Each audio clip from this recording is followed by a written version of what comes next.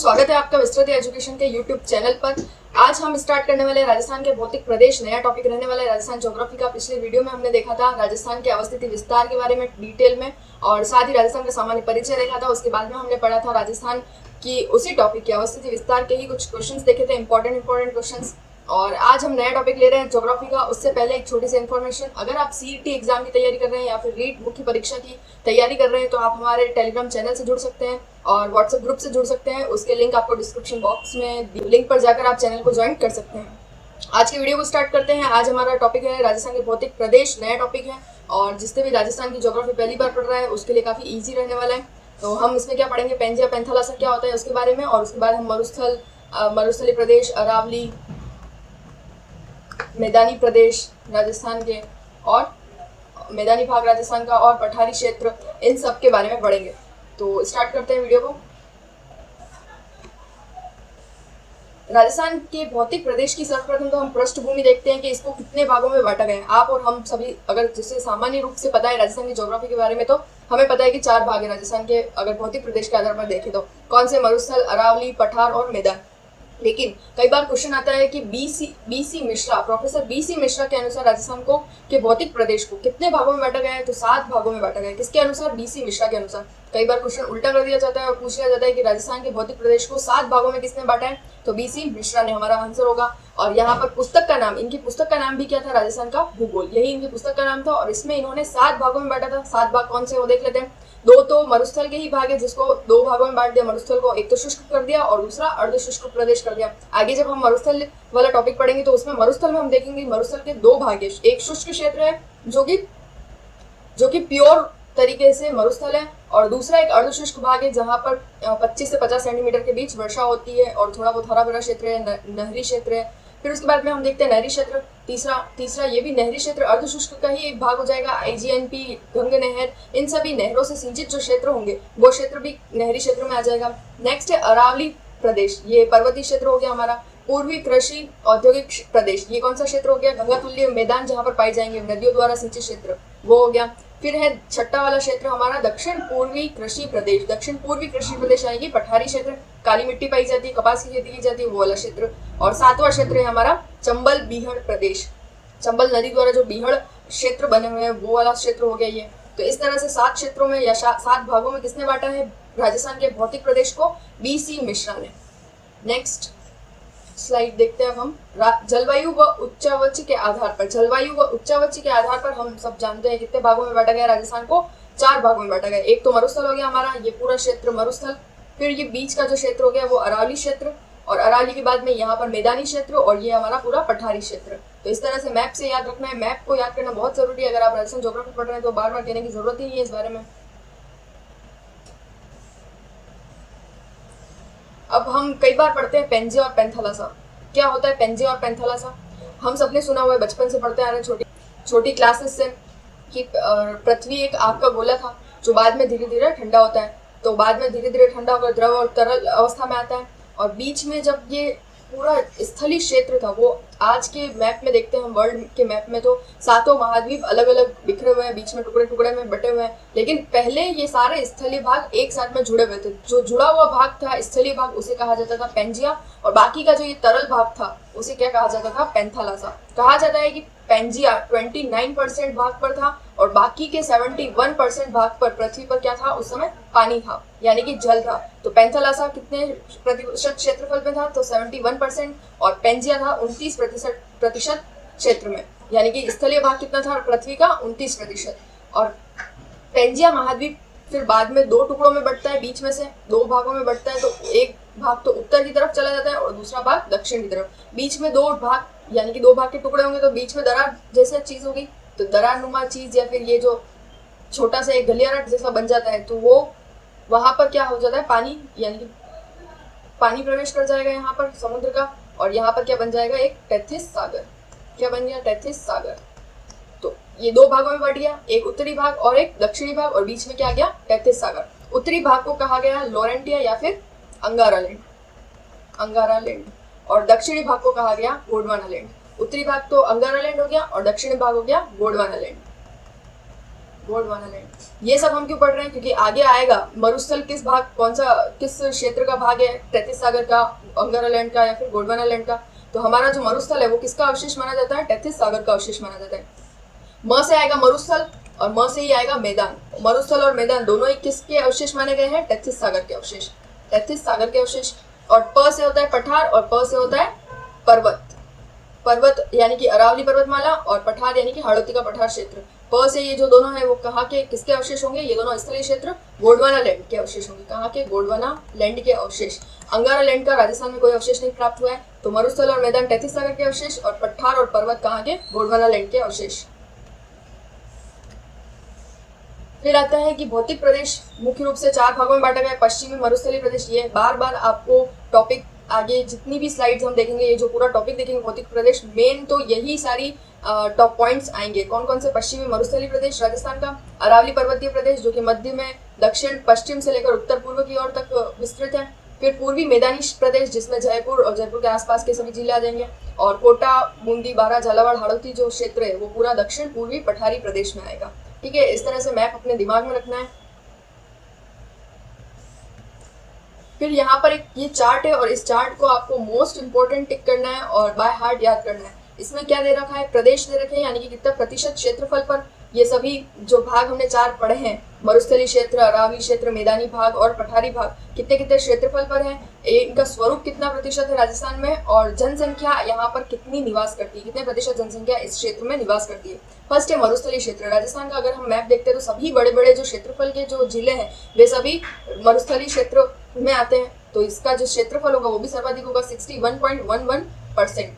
इसका स्वरूप है 58% और यहाँ पर जनसंख्या निवास करती है 40%, क्योंकि 12 से 13 जिले मुख्य रूप से किसमें आते हैं, पश्चिमी मरुस्थलीय क्षेत्र में। तो यहाँ पर रहने के लिए तो मरुस्थलीय क्षेत्र में जनघनत्व काफी कम होता है, लेकिन सर्वाधिक जनसंख्या प्रतिशत के आधार पर देखें तो कहाँ पर मरुस्थलीय प्रदेश में निवास करती है। यहाँ पर जिले की बात नहीं हो रही है, जिले की बात होगी तो सबसे अधिक जनसंख्या निवास करती है जयपुर जिले में और सबसे कम जनसंख्या निवास करती है जैसलमेर जिले में। लेकिन यहाँ पर जिलों की बात नहीं हुई है, मरुस्थलीय भौतिक प्रदेश की बात हुई। तो भौतिक प्रदेश में सर्वाधिक जनसंख्या निवास करती है मरुस्थलीय प्रदेश में और इसका क्षेत्रफल भी सर्वाधिक है, 61.11%। फिर हम बात करते हैं अरावली पर्वतीय प्रदेश। अरावली पर्वतमाला राजस्थान में कितने प्रतिशत क्षेत्रफल पर है, 9% और स्वरूप है इसका 9.3% और जनसंख्या निवास करती है यहाँ पर 10%। सबसे कम जनसंख्या निवास करने वाला भौतिक प्रदेश कौन सा है हमारा, तो अरावली पर्वतीय प्रदेश। फिर बात करते हैं हम पूर्वी मैदानी प्रदेश की, तो 23% तो इसका क्षेत्रफल है राजस्थान में, इसका स्वरूप है 23.3 और 39% यहाँ पर जनसंख्या निवास करती है। और पूर्वी पठारी क्षेत्र जो है जहाँ पर 4 जिले आएंगे मुख्य रूप से, हाड़ौती का जो क्षेत्र है वो पूरा, और यहाँ पर है इसका जो क्षेत्रफल है वो कितना है, 6.89% और इसका स्वरूप है 99.3% और इसकी जनसंख्या है 11%। तो इस तरह से हमें ये पूरा चार्ट अच्छे से याद करना है। यहाँ पर अगर मैं बात करूँ तो सर्वाधिक क्षेत्रफल वाला क्षेत्र कौन सा है, पश्चिमी मरुस्थलीय क्षेत्र, और सबसे न्यूनतम कौन सा है, 6.89 वाला, यानी कि पूर्वी पठारी प्रदेश। जनसंख्या की बात करूँ मैं तो सर्वाधिक जनसंख्या अभी हमने देखा था कहाँ पर, मरुस्थलीय क्षेत्र में, और सबसे न्यूनतम जनसंख्या अरावली क्षेत्र में। ये सर्वाधिक और न्यूनतम तो अच्छे से याद रखना है, इसमें कंफ्यूज नहीं होना है। बाकी ये जो आंकड़े हैं इन्हें भी अच्छे से याद रखना है क्योंकि ये बहुत इंपॉर्टेंट डेटा होता है। बेसिक यहीं से शुरू होता है राजस्थान की ज्योग्राफी का, आगे तो कई सारे डेटा जुड़ते जाएंगे, कई सारे फैक्ट्स जुड़ते जाएंगे, लेकिन यहाँ से स्टार्टिंग हमें करनी है। फिर यहाँ पर हम बात करते हैं पश्चिमी मरुस्थलीय प्रदेश की। तो सबसे पहले तो पश्चिमी मरुस्थलीय प्रदेश का अन्य नाम क्या है, अन्य नाम में 2 नाम दिए गए हैं, एक तो है रुक्ष क्षेत्र और एक है गुर्जत्रा प्रदेश। गुर्जत्रा प्रदेश जब एक चीनी यात्री भारत यात्रा पर आता है, इसने लगभग 73 देशों की यात्रा की थी और इसे यात्रियों का पंडित या फिर यात्रा का राजकुमार कहा जाता है। चीनी यात्री था और ये चीनी भाषा का प्रयोग किया और इसने गुर्जत्रा प्रांत में आकर भ्रमण किया था, इसलिए इस क्षेत्र को, मरुस्थलीय क्षेत्र को क्या नाम दिया था, गुर्जत्रा प्रदेश। फिर उसके बाद में ये जो रुक्ष क्षेत्र किसने कहा था, तो रुक्ष क्षेत्र कहा था डॉक्टर ईश्वरी प्रसाद द्वारा कहा गया था। फिर हम बात करते हैं कि उत्पत्ति, कई बार इसका युग पूछा जाता है कि हमारा जो राजस्थान का मरुस्थलीय क्षेत्र है किस युग में इसकी उत्पत्ति हुई थी, तो इसकी उत्पत्ति हुई थी लेटर प्लेस्टोसीन युग में, यानी कि उत्तर प्लेस्टोसीन युग में। हिंदी में बोले तो उत्तर प्लेस्टोसीन युग में। ये कहाँ का अवशेष था, हमने अभी देखा है, मरुस्थल और मैदान कहाँ का अवशेष माना गया है, तैतीस सागर का अवशेष माना गया है, और साथ ही प से आता है पठार और प से होता है पर्वत। तो पठार और पर्वत किसका अवशेष, गोंडवाना लैंड का अवशेष। नेक्स्ट हम बात करते हैं कि क्षेत्रफल, राज्य का कुल क्षेत्रफल का कितने प्रतिशत भाग पर है, तो अभी हमने चार्ट में देखा था 61.11% और इसका हम अगर आंकड़ा देखें तो कितना होगा, 3/5 भाग पर राजस्थान के 3/भाग, यानी कि राजस्थान का क्षेत्रफल कितना है, 3,42,249 किलोमीटर स्क्वायर, और इसका 3/5 या फिर 3/5 भाग पर क्या है, मरुस्थल है।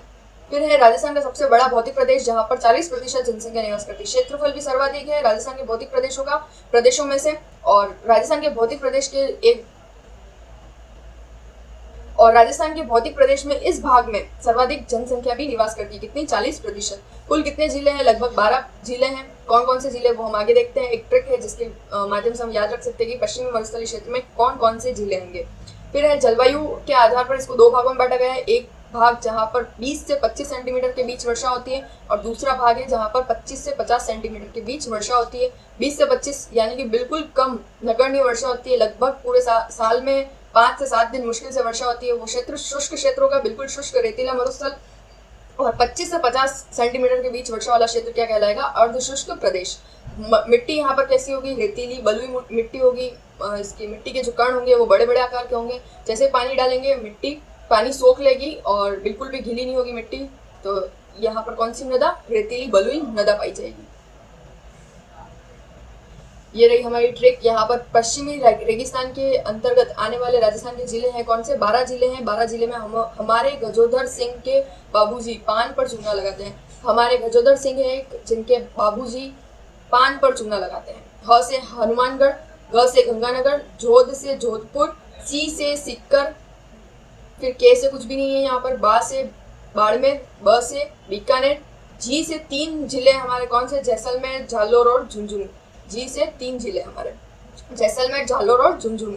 पा से पाली, चू से चूरू और ना से नागौर। वैसे यहाँ पर ट्रिक याद रखने की जरूरत ही नहीं है। हमें अगर मैप अच्छे से पता है तो हम ऊपर से चलेंगे। गंगानगर, हनुमानगढ़ 2 जिले हमारे, फिर उसके बाद में बीकानेर हमें पता है मुख्य मरुस्थल में आएगा। उसके पास चूरू, झुंझुनू और सीकर, ये जो पूरा बेल्ट है, ये जो 3 जिले हैं मिलकर कौन सा क्षेत्र है, शेखावटी क्षेत्र। तो यहाँ पर 3 जिले याद रखने से पहले हमें शेखावटी याद रखना है। शेखावटी क्षेत्र आते ही हमारे दिमाग में ये 3 जिले आ जाएंगे, कौन से, चूरू, झुंझुनू और सीकर। फिर आगे बढ़ते हैं मैप में, तो नागौर के पास में जोधपुर के पास में पाली, और पाली के नीचे 2 जिले हैं, जालोर और, फिर इधर मुख्य रूप से मरुस्थल में आते हैं जैसलमेर हमें पता ही है, और बाड़मेर हमें पता ही है। तो ये इस तरह से हो गया हमारा पूरा ये वाला बेल्ट, कौन सा, मरुस्थलीय क्षेत्र में आने वाले 12 जिलों वाला।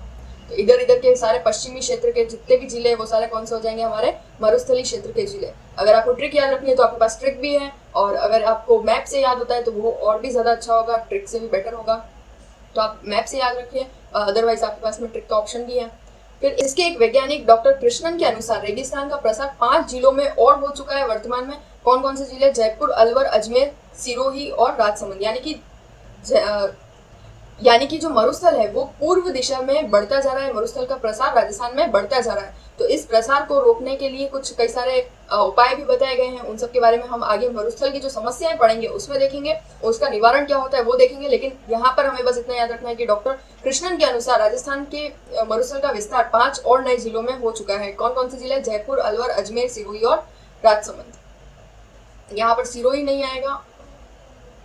सिरोही क्षेत्र वर्तमान में मरुस्थलीय क्षेत्र में पूर्ण रूप से नहीं आया है, खाली यहाँ पर विस्तार हो चुका है। तो यहाँ पर सिरोही हमें याद नहीं रखना है, केवल पाली और पाली के आगे जालोर वाला तक ही याद रखना है। इस तरह से ये कई बार कंफ्यूज करने के लिए ऑप्शन में भी आता है सिरोही, तो सिरोही को हमें यहाँ पर याद नहीं रखना है। सिरोही मुख्य रूप से राजस्थान के मरुस्थलीय प्रदेश जो कि 12 जिले हैं जिसमें उसमें नहीं आता है। क्या नहीं आता है, सिरोही नहीं आता है। यहाँ पर सी से सिक्कर है तो सिक्कर को ही याद रखना है, यानी कि शेखावटी के 3 जिले ही याद रखने हैं, स से सिक्कर। उत्तर पश्चिमी रेगिस्तानी भाग को फिर 2 भागों में बांटा गया है, और कौन कौन से भागों में बांटा गया है, रेतीला शुष्क मैदान और राजस्थान का बांगर जिसे कि अर्ध शुष्क मैदान कहा जाता है। अब यहाँ पर ये मरुस्थल जो कि किसका भाग माना गया है, 33 सागर के अवशेष माना गया है, उसको 2 भागों में बांटा गया है। एक तो शुष्क क्षेत्र जिसमें जलवायु के आधार पर देखें तो वर्षा कितनी, 0 से 25 सेंटीमीटर के बीच, और एक है अर्ध शुष्क क्षेत्र जिसमें जलवायु के आधार पर देखें तो कितनी वर्षा, 25 से 50 सेंटीमीटर वर्षा। अब इस शुष्क क्षेत्र को भी 2 भागों में बांटा गया है। एक तो बालू का स्तूप युक्त और एक है बालू का स्तूप मुक्त। बालू का स्तूप युक्त यानी कि बालू के स्तूप पाए जाते हैं जहाँ पर, और मुक्त यानी कि जहाँ पर पथरीली चट्टानें पाई जाती है, बालू का स्तूप नहीं पाए जाते हैं। और अर्ध शुष्क को फिर 4 भागों में बांटा गया है। अर्ध शुष्क क्षेत्र को कौन कौन से, गग्गर क्षेत्र, ये ऊपर का पूरा हमारा गग्गर क्षेत्र, 2 जिले आ जाएंगे, गंगानगर और हनुमानगढ़। फिर उसके बाद में शेखावटी क्षेत्र, शेखावटी क्षेत्र में यहाँ पर आ जाएगा कौन कौन से 3 जिले, चूरू, सिक्कर और झुंझुनू। फिर उसके बाद में हम बात करते हैं कौन सा, नागौर उच्च भूमि, नागौर हाईलैंड्स, नागौर और नागौर के आसपास का क्षेत्र, और गोंडवाना लैंड या फिर लूणी नदी। यहाँ अजमेर नाग पहाड़ी से लूणी नदी निकलती है और ये पश्चिमी मरुस्थल अर्धशुष्क में बहते हुए आगे जाके कच्छ की खाड़ी में मिल जाती है। और इसका जो आसपास का क्षेत्र होगा, लूणी नदी के आसपास का जो बेसिन होगा, वो किस क्षेत्र में आएगा, गोडवाड़ क्षेत्र में आएगा। और ये गोडवाड़ किसका भाग है, तो बांगर या फिर अर्धशुष्क राजस्थान का भाग है। अब नेक्स्ट वीडियो में हम आगे देखेंगे मरुस्थल के 2 भाग जो कि शुष्क और अर्धशुष्क है। शुष्क में बालू का स्तूप मुक्त कौन सा क्षेत्र है, युक्त कौन सा है, कितना प्रतिशत मुक्त है, कितना प्रतिशत बालू का स्तूप युक्त क्षेत्र है। ये जो 4 हमने देखे हैं अर्धशुष्क के भी 4 पॉइंट, गग्गर क्षेत्र, शेखावटी क्षेत्र, नागौर उच्च भूमि और गोडवाड़ लैंड, इनकी क्या विशेषता है, इनमें कौन कौन से जिले आते हैं, वो सभी देखेंगे। और उसके बाद में हम अरावली, अरावली के बाद मैदानी प्रदेश, और अरावली, अरावली के बाद मैदानी प्रदेश, मैदानी प्रदेश के बाद में हम पढ़ेंगे पठारी क्षेत्र, और फिर उसके बाद में हम इनके क्वेश्चन सॉल्व करेंगे। तो वीडियो को कंटिन्यू देखते रहिए, एंड तक देखते रहिएगा और सीरीज के साथ जुड़े रहिएगा, क्योंकि एक के बाद एक टॉपिक आता जाएगा, नया टॉपिक का वीडियो आता जाएगा और उससे रिलेटेड उसके बाद में उसका क्वेश्चंस हम सॉल्व करते जाएंगे। तो अगर वीडियो अच्छा लगा हो आप सभी को तो वीडियो को लाइक कीजिएगा, शेयर कीजिएगा और चैनल को सब्सक्राइब करना न भूलें। Thank you so much for watching our video.